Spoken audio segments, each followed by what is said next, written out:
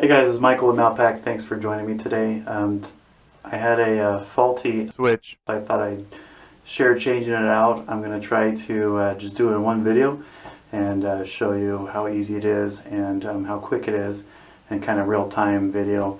I'll try to walk through what I'm doing as I do it so you guys know at home. Don't forget to like and subscribe to my channel, and thanks so much. Here we go.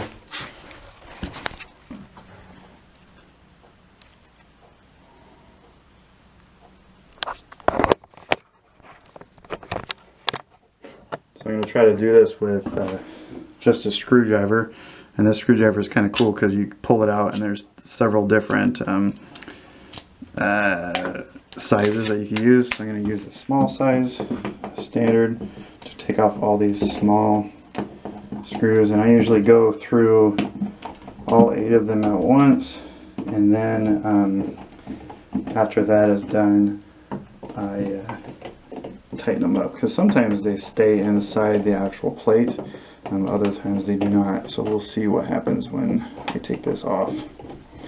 And it's been a while since this bathroom was remodeled, so the switch plate might actually be stuck to the wall, because oftentimes when you remodel, the plate kind of gets stuck a little bit as you finish up the wall paint.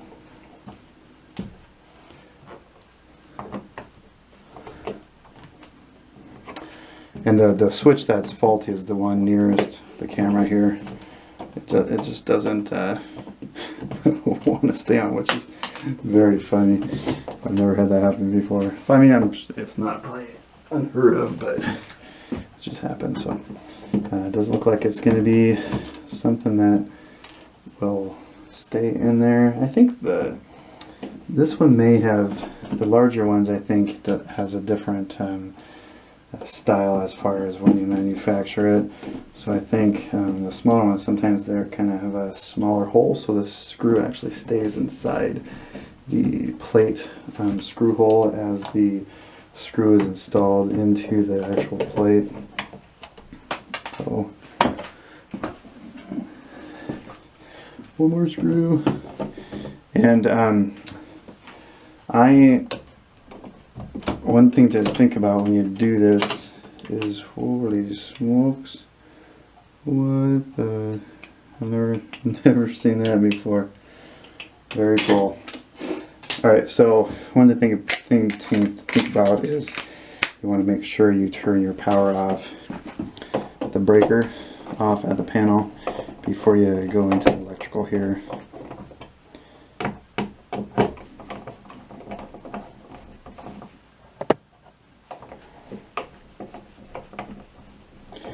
So now I'm just taking out the 2 screws that hold the actual switch into place. And I don't know how much you know about wiring, but a couple things to think about when you're looking at this wiring is that you got a hot and you got a neutral. Hot is usually the black in this case, or it can also be,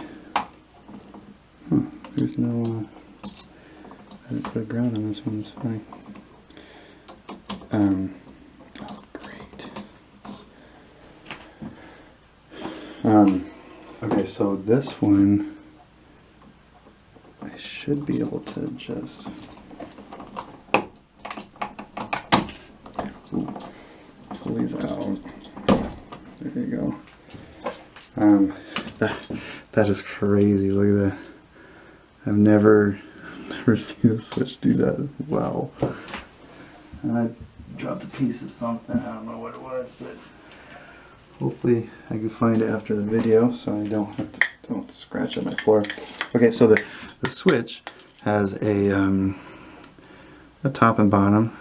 So I'm just gonna wire it the same way. I'm gonna put this wire on the top, that wire on the bottom, and then there's a hopefully you can see it says top on the top, so I'm going to put that on the top, and then I'm going to shove this wire in here and screw it on, making sure I don't touch the other wire. And oops, and screw on the bottom one here. Looks like it's already working.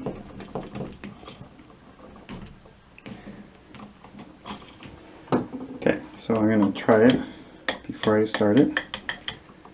Cool. I'm going to push it back in here. So let's see, we're only at about 5.5 minutes right now, so that's awesome. If you got home, it might take a little bit longer, but take your time, be careful, and be safe. You want to make sure you're safe at home, that no shocking happens. So, and the one thing to do is remember to turn off the breaker and have no power to the switch. The other thing is, I have a tester I have that you turn it on, and then when you turn it on, it beeps and there's a green light, and so the green light means you're clear, you don't have power to the unit. And then when you put the tester near something that's hot, then it starts beeping and it turns red, so it means that the power's not up. So I would highly recommend doing that before you do anything. So what I do is I usually turn the switch plate upside down and then line up everything and make sure things are good before I actually put it on the wall. I've just noticed that it was a lot easier to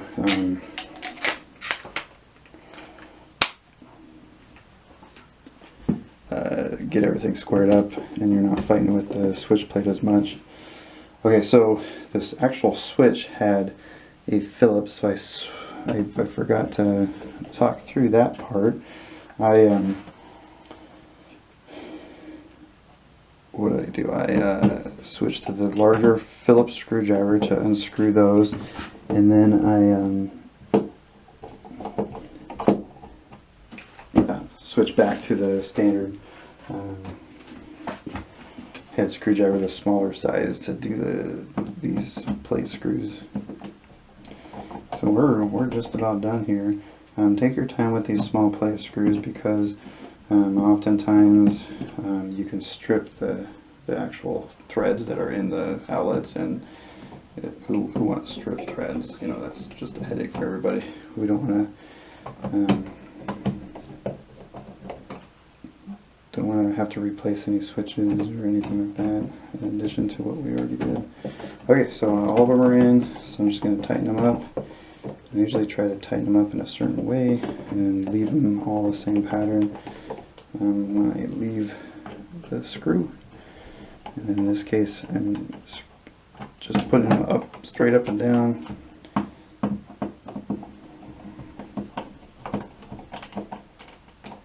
It just looks a little better than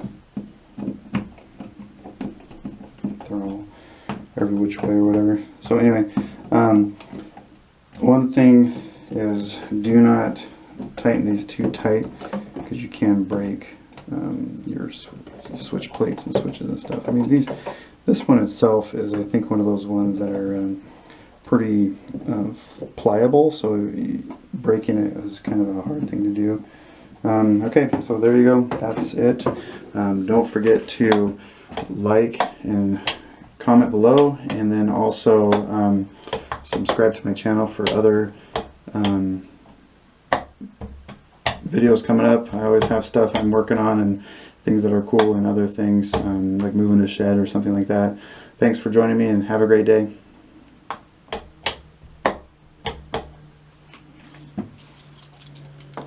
Another look at that gnarly switch.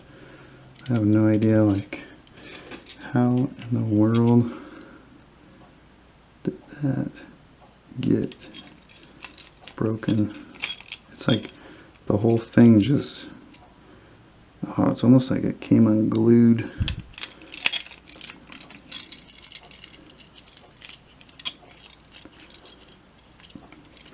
I mean, I guess it's good for parts and pieces.